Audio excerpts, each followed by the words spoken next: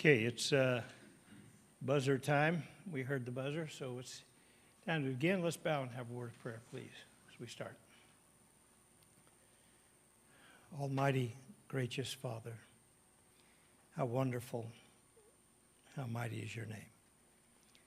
This is your day, Father, and we are blessed, privileged to assemble in your name on this day to worship you, to remember what you have done for us, to think of those things that you have provided so long ago that still to this day give us life and life eternal through your Son. We pray, our Father, that our worship will be acceptable to you now, and as we study from your word, that we will grow from it. Help us to have the right heart, the right mind, that we may walk with you. Please forgive us when we fail you, and we ask for your patience, your mercy, your love. We ask that you will lead us home. Through Christ we pray. Amen. All right, we're in the third chapter of 2 Samuel, and this is in the middle of a section that sometimes can confuse people, and understandably so. Before we get into the text itself, I want to make this observation here that may help us in this. There's going to be so much back and forth between Joab, Abner, and Ishbosheth. Abner, of course, was the general for Saul. When Saul was killed, the people of Judah anointed David as the king. Abner didn't like that. He went and took Ishbosheth, the man of shame, who was the son of Saul, and made him king. Ishbosheth only lasted 2 years. David will last much longer, as we, of course, will see later. And in this triangle of these three men, and what we're going to read this morning, I want you to keep in mind that David doesn't have any direct part of this. And there'll be a reason for that. David is, I would call it, providentially protected from what is going to happen here, because these are some ugly things. And while it may be said that if you remember why David was not allowed to build the temple, do you remember why that was? When he wanted to build it? He had too much blood on his hands. Too much? I'd never heard that before. You know, if he had a little blood, that'd be okay, but you had a little too much. Yeah, he had blood on his hands. But what we also need to understand that in these stories, the blood that he shed was against the enemies of Israel. It was never against Israel. And what we're reading here, it will be bloodshed of brother against brother. And David doesn't have any part of that. That would clearly have been brought out later on in David's life. David was a warrior. He never backed off. He never retreated from the idea of having to take up arms. We saw that in his early year with Goliath. But he's not going to raise up his arm against God's people. And as a matter of fact, what could we say even more about David in regards to raising his arm against God's people? Think about that for a minute. Is there something that maybe even goes a little further than just, well, he fought, but he never fought against his own brothers or sisters? He steadfastly refused to raise his hand against Israel's king, God's anointed. That's no small feature in David's life. And so what we're going to read here is all of this, these problems between them. David's not a part of it.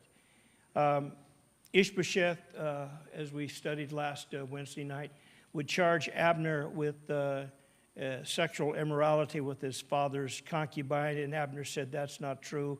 And he says, don't you know that David is going to be the king? And Abner begins to, it seems, campaign for David.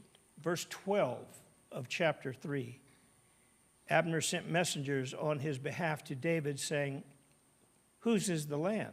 Saying also, make your covenant with me. Indeed, my hand shall be with you to bring all Israel to you. He knows that David is trying to coalesce and unify, bring back together all of the tribes. He has Judah in the southern, but the others have yet to come to David. Abner says, I'm going to help you do that because I know you are going to be the next king. And so there's nothing in Abner's mind that says, well, maybe someone else. Now, let me just stop here. There are some folks that think Abner is, he's deceitful. He's saying this because he knows this is what David wants to hear, but actually what he's doing is he's being very two-faced. He's being very supportive of David in his presence. But when he's away from David, he is angling to get Ishbosheth to remain the king, and then he would basically, Ishbosheth would be a puppet king, and Abner would give the direction. Now, that may be true. I don't know. Something's going to happen here in a moment that might lend credence to that, but I'm not for certain about that. So verse 14, David sent his messengers to Ishbosheth, Saul's son, saying, give me my wife Michal, whom I betrothed to myself for 100 foreskins of the Philistines. And Ishbosheth sent and took her from her husband, from Paltiel, the son of Laish. Then her husband went along with her to Bahurim, weeping behind her. So Abner said to him, go, return. And he returned. What a terrible, horrible, awful thing. Michal now having been given by her father to David, and then having been taken from David by her father, and then now her father dies. David comes and he says, I want my wife back. And he tells Abner, the general, you bring me my wife. Or to Ishbosheth, pardon me. You bring me my wife. And so Ishbosheth does that. And he brings the wife back to Michal. And that's his sister, or half-sister at least. And she doesn't know where to go, what to do. Her life has been like a yo-yo. It's on, off, here, you're there, you're here, they're there. And I can't help but have compassion on her in that respect. And so Abner says, no, you go to your husband David, and says to Paltiel, said, you get out of here. You go back where you came from. You're out of the picture now. Pretty brutal, pretty tough. But David says, I bought her. And he did. He paid the dowry that Saul had required. Verse 17, now Abner had communicated with the elders of Israel, saying, in times past you were seeking for David to be king over you. Now then, do it. For the Lord has spoken of David, saying, by the hand of my servant David, I will save my people, Israel, from the hand of the Philistines and the hand of all their enemies.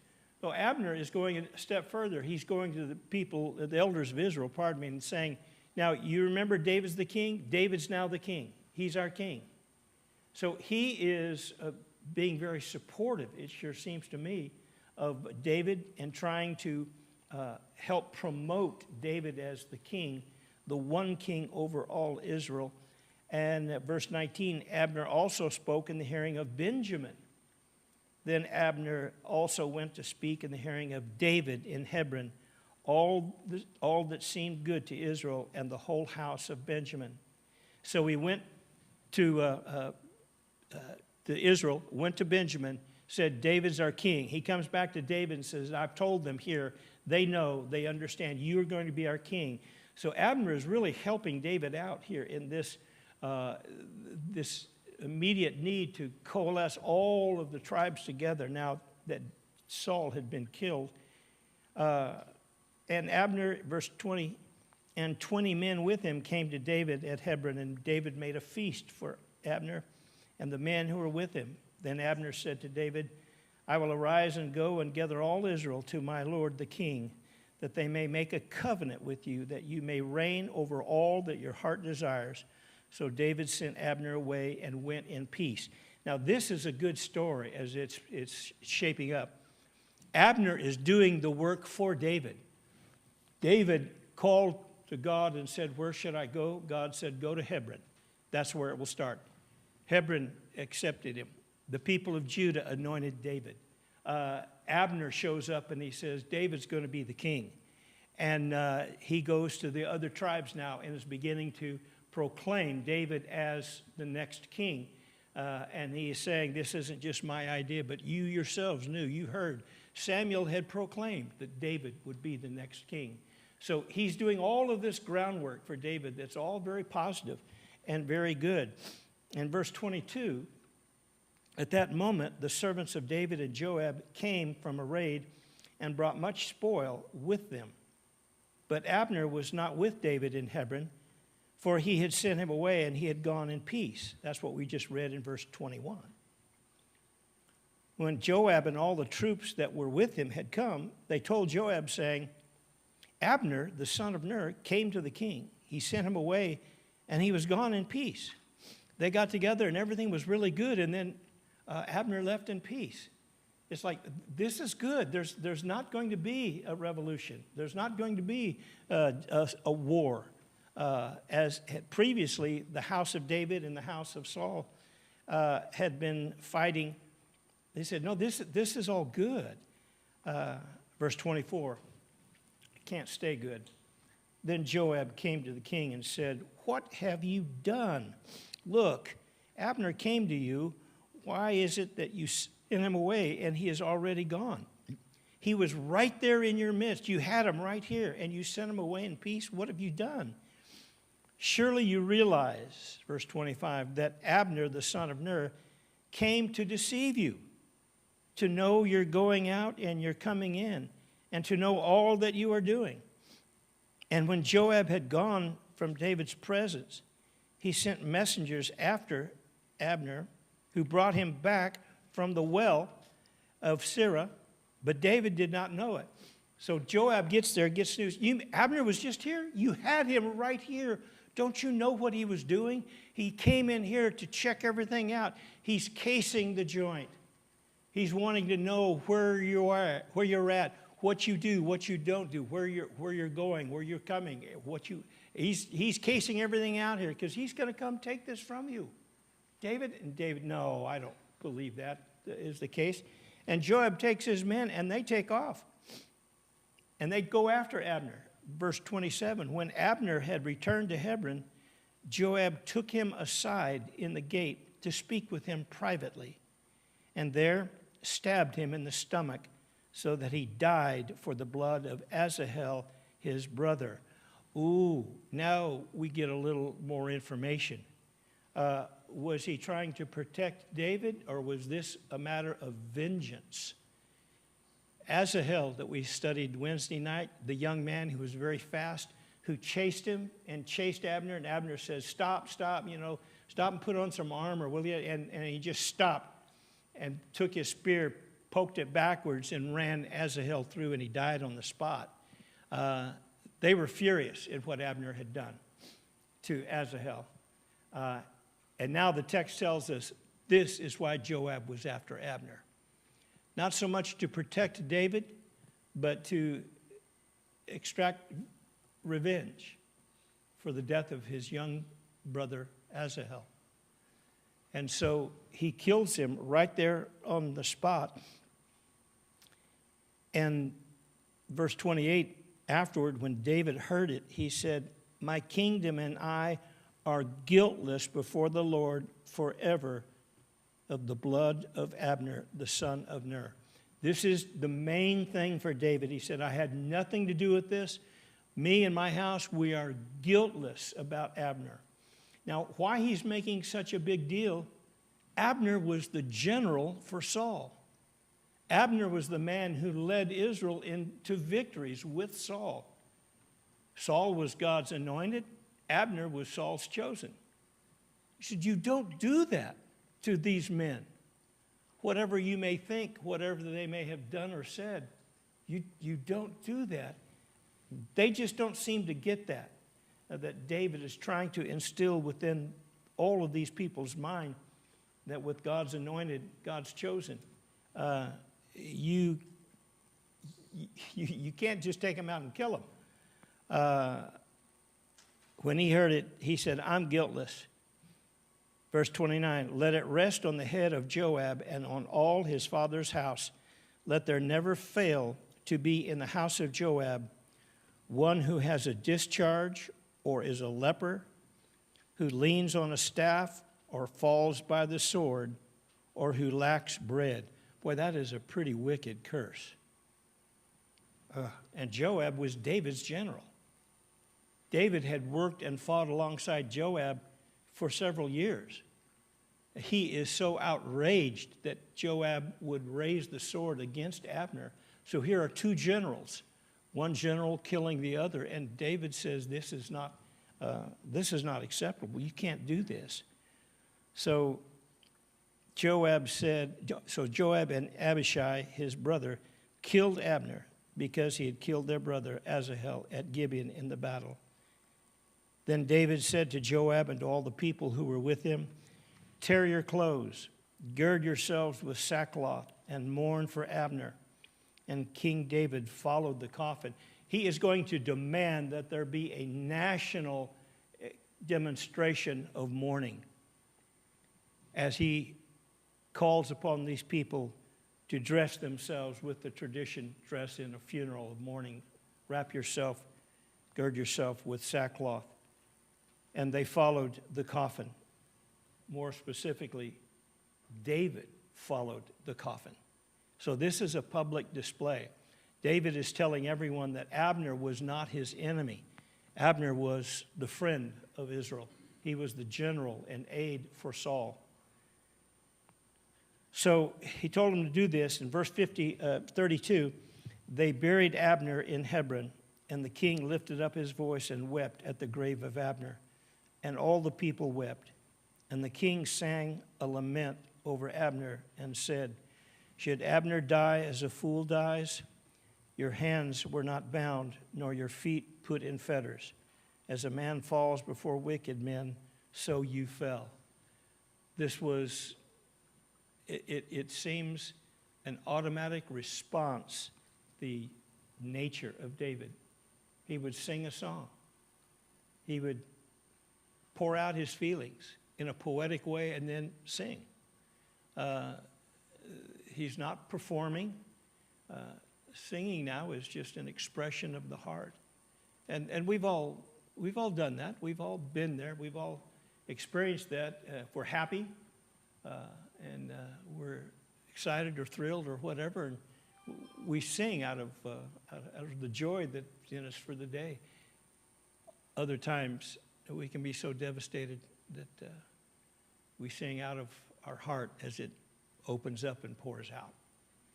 We pour out our heart to God. It may not be in a song, but it is in a poetic form of grief and expression to God. This is David. It just comes as natural as breathing, it seems. And so he sings this lament. Then all the people wept over him again.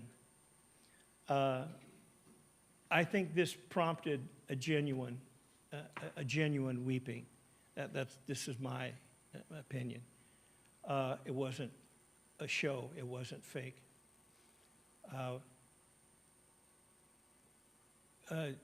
Nothing could get me to cry quicker than to see my father cry. He didn't cry very often, but when he did cry. I held a meeting back in Missouri a few years back. Worst meeting I've ever held in my life. Absolutely the worst. Everything went wrong. The video system went out.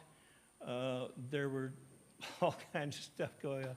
In my last sermon, I thought, okay, I knew some of these people personally. And a couple of men started crying in my sermon, and I lost it. That was it. I couldn't finish the sermon. Women will cry, and that's understandable, and it's sweet, and it's touching. But for some reason, when a man begins to cry, that's hard for me, and it's hard for other men too. Now, I mentioned that in the fact that this is what David is doing. David is weeping, and when they see his genuine remorse for the fact that Abner has died, and he's died in a very inglorious way. Abner was a glorious man. He was the general who led the people in many victories. He was no small figure in the history of Israel militarily, and now he dies like an animal. They just stick him in the corner and kill him, leave him. Daniel? Appreciate the thoughts, and I'm going to back up a little rather than piggyback that, but related. When David said, "May these things fall on the house of Joab's father's house and all them," right? What do you think's really behind that in the sense of,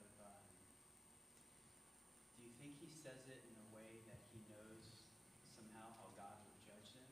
Or is he just saying it because this was wrong and this is how I'm going to express it? Do you think there's anything behind it? Like, is this really going to happen to them? I mean, I'm sure bad things might, because God may very well punish them and not have that mercy on him Right. and his family. But you know what I'm getting at? Yes, yes. And I feel like Yes. I see that or hear that a lot in Scripture, and it's like, well, when somebody says it human, what does that really have behind it? But now we're talking about not just others that are in Scripture saying things like that, but it's a king chosen by God. That's right. That is a very good question. That brings up a point that I think is crucial in this respect, and it's just as relevant today as it would have been back then. The people of Israel are just scattered all over. They are not organized. They are disarray. What organization they did have through Saul was they were following a man who became myopic in his paranoia and in his hatred of David. He hated David so much that drove. And when men are driven by hate, they do terrible things. Reading here just the other night, and this is no new revelation at all, but the questions that people sometimes, historians I should say, would ask, how on earth could a little man with seemingly a string of failures in his life, like Adolf Hitler, how could he move an entire nation from, they were, after World War I, the Versailles Treaty, Germany was just nothing. They were just barely hanging on. But as he was imprisoned, and of course you know the story, when he began to write in prison his story, Mein Kampf, the central feature is his hatred for Jews. And he found that in hatred, he could unify these people together. And looking back, having the advantage of retrospect, all the historians recognize that the one driving feature that unified all of the German people were the hatred they had for Jews.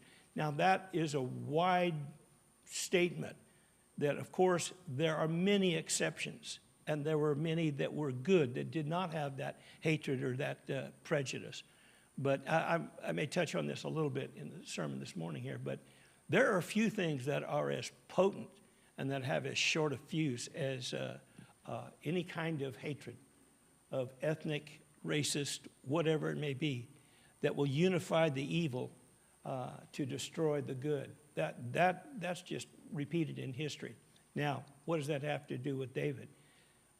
In my impression of this, David recognizes that this nation of people have been led by a man driven by hate. Saul's hatred for David, Saul's hatred for anyone that would question his authority. And they have just been broken up. David is trying to bring them all together. And so when a young man says, hey, I did you a favor, I killed Saul and Jonathan, take him out and execute him. How dare he raise his hand against God's anointed? We're not going to let this happen. He's trying to bring them together. And in this right here, Joab, his own general, goes out and kills Abner, Saul's general. And David says, what do you think you're doing? He brings that curse that Daniel's talking about upon him. First of all, I believe he would have the power to do that because he was the anointed king from God. And secondly, it is so over the top, it seems. You know, that it seems so over the top. The message that's being sent to the people is, we have got to come together. And any kind of hatred, animosity, prejudice, bias, or whatever it is against another tribe or another people, that's going to end. That's going to stop. We are one people. We're God's people. And the leaders that are successful are those who can coalesce, bring people together. And this, I think, is what David is doing. Don't ever think that we're going to raise our hand against another brother or a sister for any kind of personal agenda. That just causes more and more trouble. Got to bring them together. The leaders of men, this country and other countries, those who are successful are those who bring the people together. Those who allow the divisions and factions to foment and to fester, and that's just a recipe for disaster. It's just going to self-destruct. And I think that is part of what's behind David's sense right here, that David is recognizing that we are all God's children. And when God anoints a man, you respect him and give him his honor and glory. Now, any question, I hope I've explained myself. Is there anything that you do not understand or that I did not explain as well as I should have that you need more? Everyone understand what we're saying here? I appreciate that. Okay. That was the journey through an answer. I liked it. Good. Well, it was a good question because this is why this is a tough time for David. And all of this stuff is going on. He said, hey, he blows his whistle, time out. Foul, foul, foul. You're out of the game. We're going to pull this back together here, and everyone is going to join, and they're going to work together and be these children. Warren, first, then Rodney. And then it was strategic and politically favorable for David to do that because there were people who were still followers of that. They sided with that. So for David to show his sorrow and his feelings for Abner in front of them as well, that was a good strategic move for him. Yeah, absolutely. Those didn't hear what Warren said. For David to show this compassion upon the house of Abner was very strategic and wise, smart, because he's showing the rest of the people that he does not hold any animosity against the house of Saul or Abner, and that his punishment, his decision of punishment against those who would raise their hand against the Abner, he's showing everybody that we are all together. We're bringing this back together. We're not divided. And that's exactly right. And so all of these things that you go back and you keep that in mind, that they have to be providential, that they're all these moments and episodes that will slowly bring the kingdom back together. Rodney? Same thought that I had that Warren was talking about, because David didn't just go out and say, okay, you're dead, you're dead, you're dead. Yeah. He didn't make that example. He wanted to make it a different example with the crying and the weeping, Right. showing his love towards the people. Right. That's right. So this is, you see the wisdom of David, and I think you see the providence of God helping David along with this. Did you have your, Keith? Just as we read and see this history of David and the people, we get more and more in depth of David's character, of his nature, of his sincerity, and the way that his relationship is with God and God's people. And it's a tremendous amount to be respected and honored. And he's not being a hypocrite. And even though these decisions may improve his alliance with the people,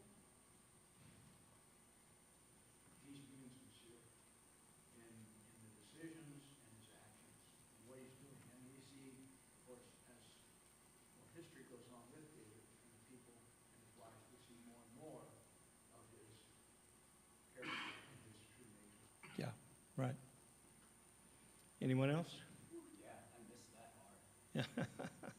That's why you come to Bible class. I know. I mean, I'm thinking like I'm so focused Good. Is there really going to be a curse on them? It's like, no, it has nothing to do with that. That has to do with his stark, Yeah. proclamation of this is bad. We're not doing this. We Right. don't do this. So for a generation or two or three, people are going to be remembered, or be reminded, I should say, you do not raise your hand against God's anointed. These are the people that God has put in place. So that's what happens here. So David mourns. He follows the casket or the coffin, and they weep, and they weep over him again. They follow David's lead. So verse 35 says, and when all the people came to persuade David to eat food while it was still day, David took an oath, saying, God, do so to me and more also if I taste bread or anything else till the sun goes down. I don't know why the people of that age were so given to make these oaths. May God do to me and more if I eat a piece of bread before the sun goes down. It's just another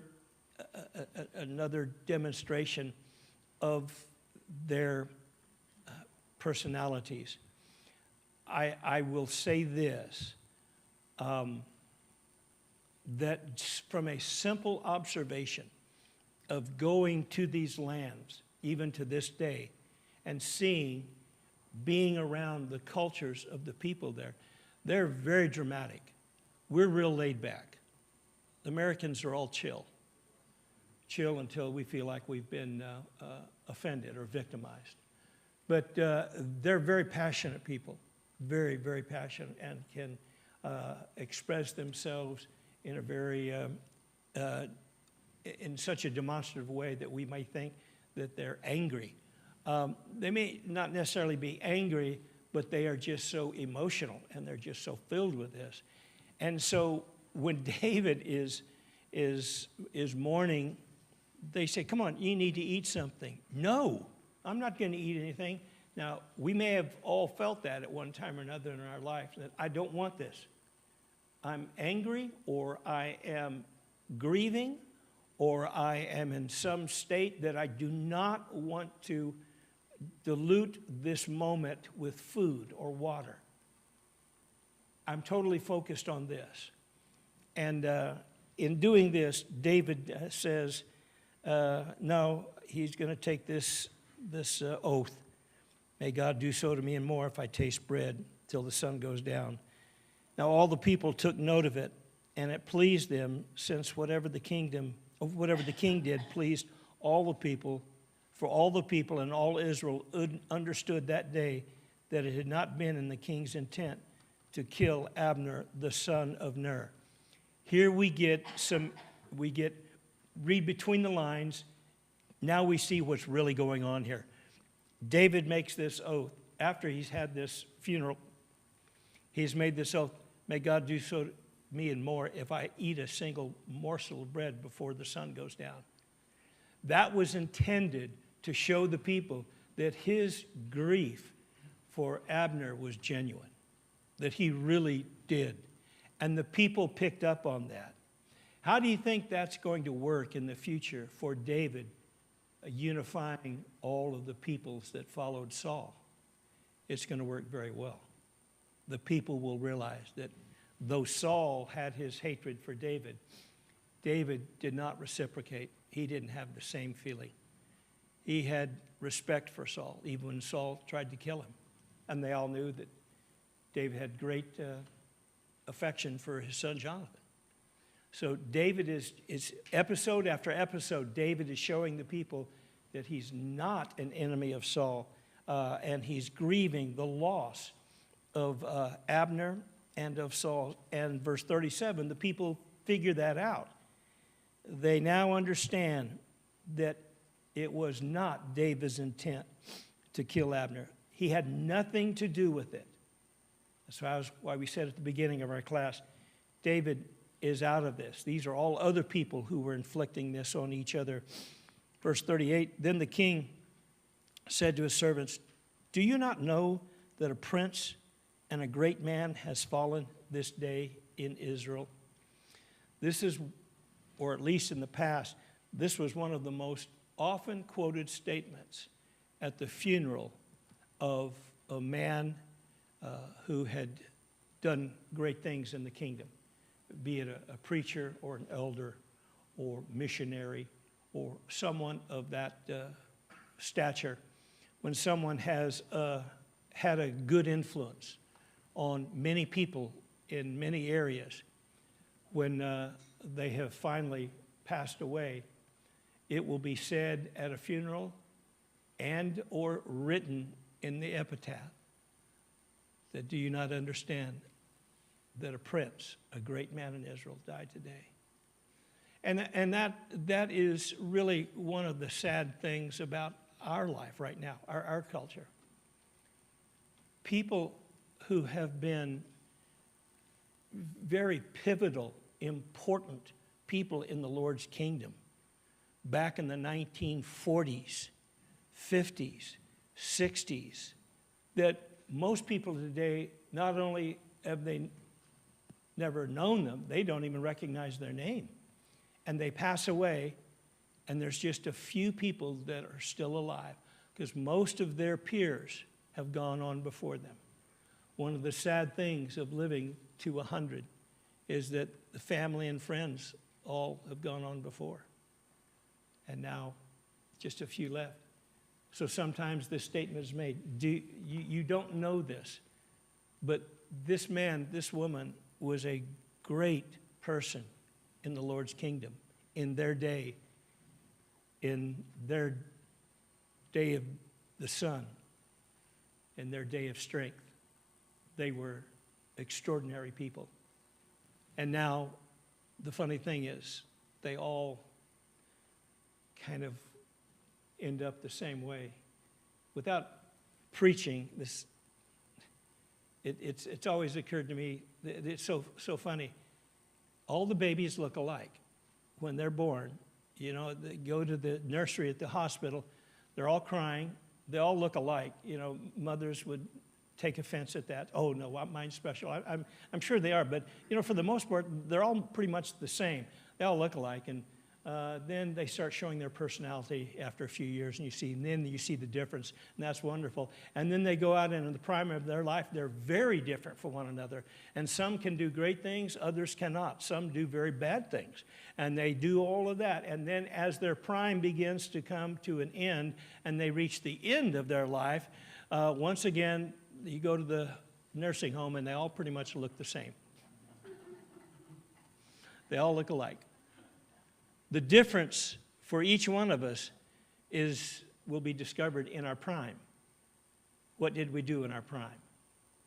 And so there are people who have lived extraordinary lives in their prime that others who did not live at the same time didn't know. And that's kind of a sad thing. And one of the things that would be amazing is to know all of these people's story. The first books that I read as a little tiny boy were biographies. Those fascinated me. You know, of course, they were the biographies of Babe Ruth and Ty Cobb and, you know, the athlete of the century, Carlisle Indian School. Oh, come on, help me, people, help me. Jim Thorpe. Yeah, okay, huh? Did you say Thorpe? No, I don't know who that is. I was going to say, if you did, I am amazed. That would be wonderful. That would be wonderful. Yeah, you know, things like that. They were in their prime. They did a great thing, and now they're gone. And you think then, how many billions of people who have walked on this earth did the same thing that we'll never know their name? But they did. And so I'll just worry about my life in my prime and try to hold on to it. And then when I lose it, just, Lord, let me go. And one day we'll run into all these other people who did these wonderful things in their prime. Now, I have really gotten off the script. Whose fault was that?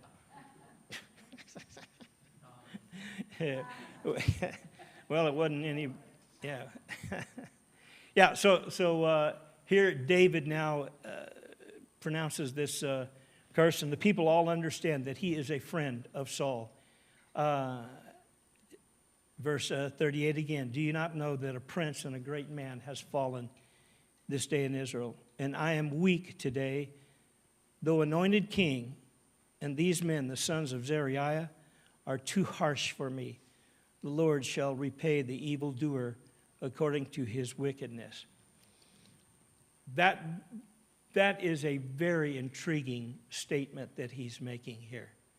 David is still in his prime. He's just going to begin his reign as the king, but all of the heartache, all of the loss, the murder, the loss of Saul, Jonathan, Abner,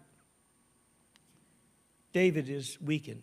He said, though I'm anointed the king, I'm the one to be the strong. These men, these sons of Zeruiah, they're too harsh for me. This is too much. Someone says, well, David was a man of war. Let me just give you my 2.5 cents worth.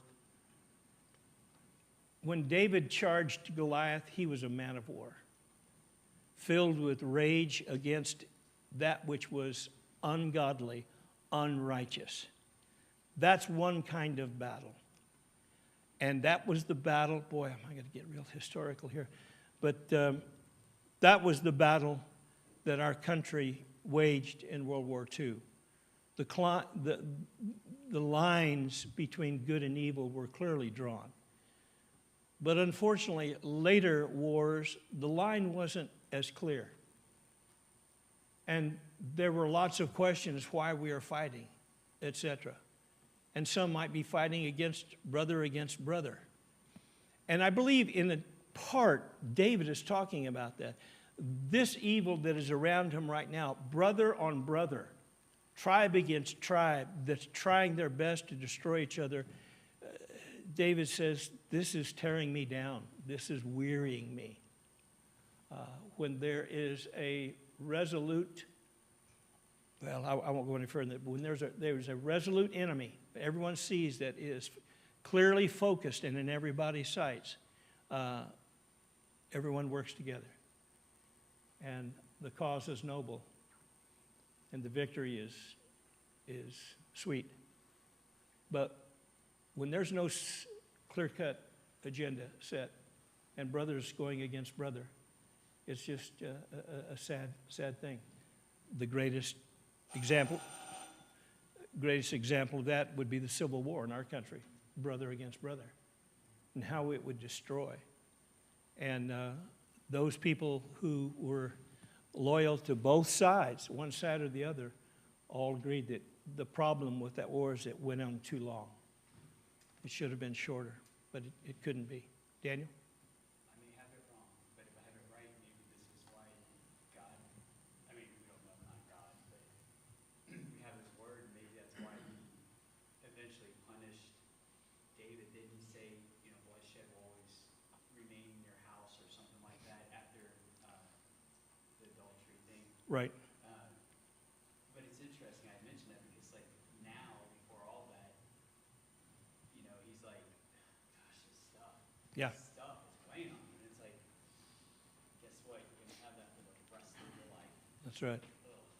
And he's going to fall victim to it later on in his life. Lose sight of that.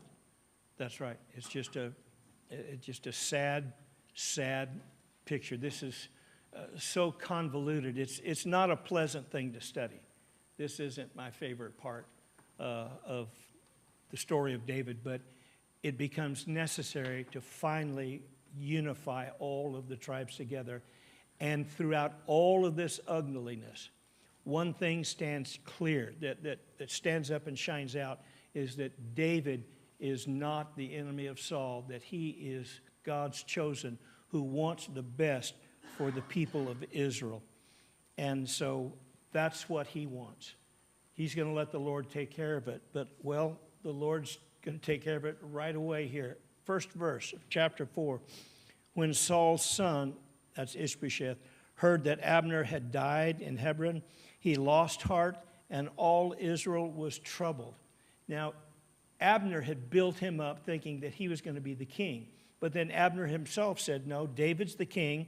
And then Abner is murdered. And when Ishbosheth hears that, he loses heart. And all Israel, they're confused, they're troubled, they're upset. What on earth is going on? We're getting this news from Hebron that's not good. Now Saul's son had 2 men who were captains of troops. The name of one was Benah, the name of the other Rechab.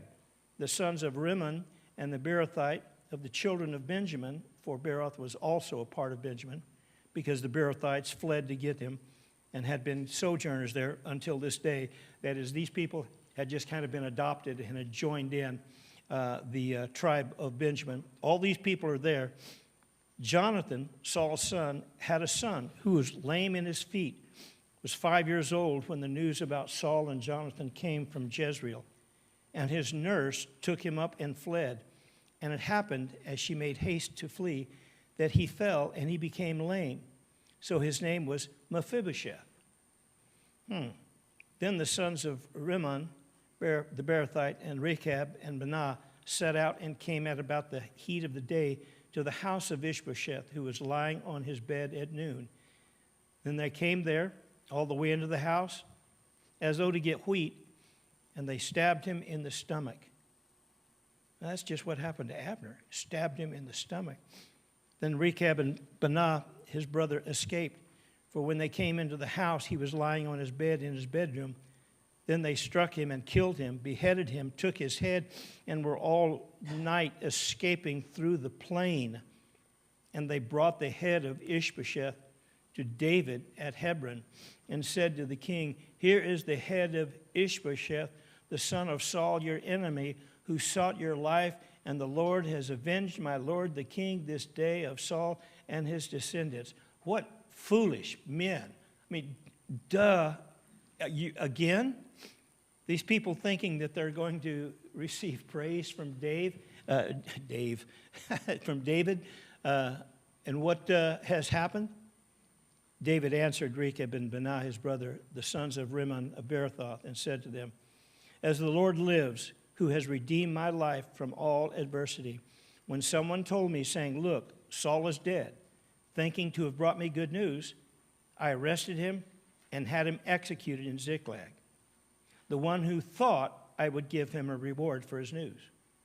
How much more when wicked men have killed a righteous person in his own house, on his bed?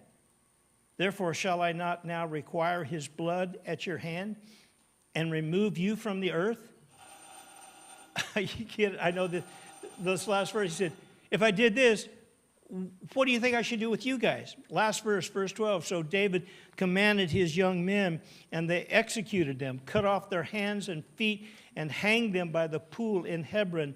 But they took the head of Ishbosheth and buried it in the tomb of Abner in Hebron. David is still trying to show some respect for the house of Saul, when Saul's body, Jonathan's body, Abner's body, and now Ishbosheth's body. David is saying, what is the matter with you? They've all gone crazy. But David had never had anything to do with it. It's all providential from God. All of these adversities or adversaries, they're out of the way now. All right, we'll try to pick up there Wednesday night, and I'll make you a conclusion here, so what all this is going to mean as we put it together. Thank you.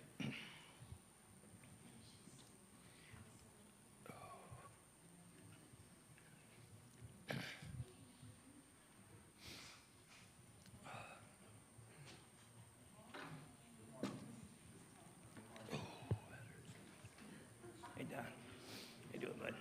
See you. Shake your hand again. Hey, Brian. How you, bud? See, yeah, I'm good. I'm okay. What's the word in Arkansas? Everybody okay? Yeah. Good. Yeah, right. Because we were watching something last night with Jesse Owens. Jesse Owens. Yeah. With, Oh, yeah, the 36 Olympics. Yeah, that's right. Yeah. Broken. Yeah, that's great. Yeah, that's great. Yeah. So you were too embarrassed to say, I'm not that old. Where you going? I'm like, oh, yeah. You get one of those brain freeze and any of that. Okay, all right, who is that?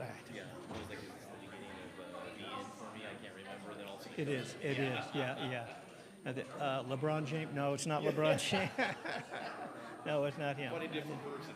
Yeah, that's right. That is right.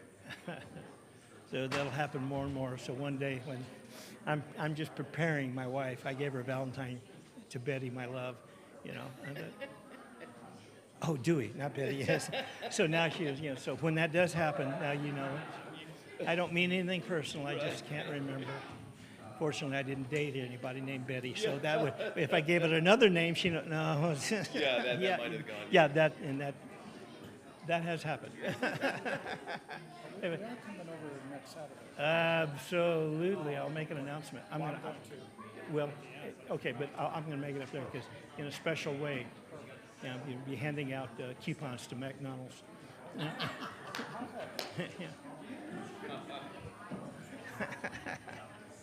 Oh boy. Hi, ladies. How we doing? Good.